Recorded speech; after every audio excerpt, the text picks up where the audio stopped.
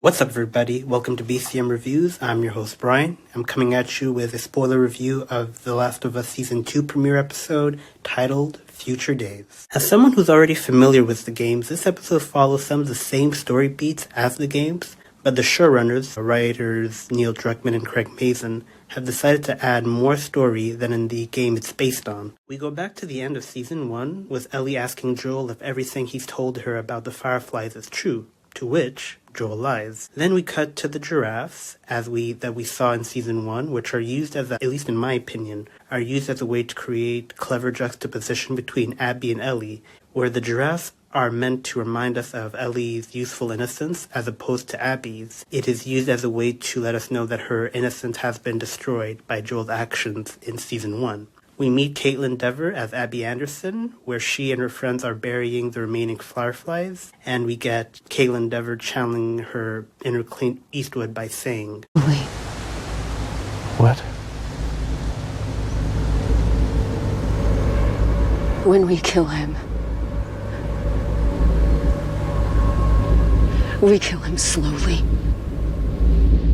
We jump 5 years later to a thriving Jackson, Wyoming. Similar to the game, Ellie and Joel have rifted, with Ellie spending most of her time training in Brazilian Jiu-Jitsu and firearms, and taking on a more militant, active role in protecting the town, which felt a bit more different than what we saw in the game, where in that game we kind of saw more of an Ellie who was more not comfortable, but more situated with, the arms and everything. Whereas in this one, they slowly building her to the version of the character that we see in the game. So I kind of found that pretty neat. We see Joel working as a foreman, trying to figure out ways to help Tommy and Maria find ways to accommodate the overpopulation of refugees. And we are introduced to very familiar characters who we've seen from the game, like Dina, played by Isabella Merced, who you may know from Madam Web and Alien Romulus. The less about Madam Web, the better. And Jesse, played by young Mazzino from the Netflix series Beef. We followed that up with a therapy session with Joel and Gail, played by Catherine O'Hara.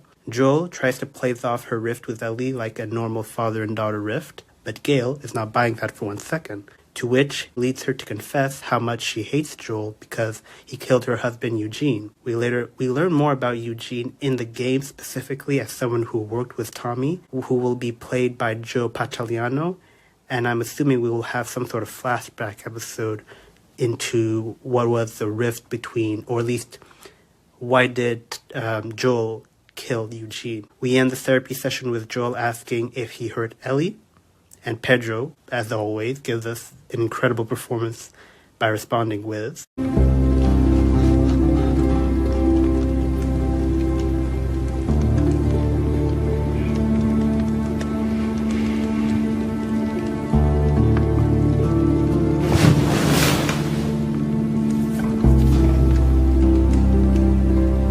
I saved her. We get back to Ellie and Dina and their patrol mission as they recklessly engage with 2 clickers, one in which, in particular, is utilizing or at least what I like to call the Batman Arkham Predator methods on Ellie. Ellie ends up getting bit, which she later hides from Dina in order to keep the secret, which leads to Ellie and Dina having to discuss everything that went wrong with the mission with the Council. Ellie informs the Council about this new breed of clickers. We follow Ellie back to her garage where she's journaling about the corny barbecue joke from Dina, and also writing "Don't fuck it up." Then Joel enters into the garage trying to break the ice, offering to repair her guitar and asking if she's coming to the New Year's party. We cut to the party with Jesse and Ellie, where we learn that Jesse and Dina used to date. Then we follow that up with a tender moment between Ellie and Dina, where they're rudely interrupted by this asshole who calls them a slur. Ellie, as she should, is ready to squabble up, pushes him to the ground. Joel asks her if she's okay. Of course, still being a hard ass, saying that she can take care of herself and doesn't need Joel's help.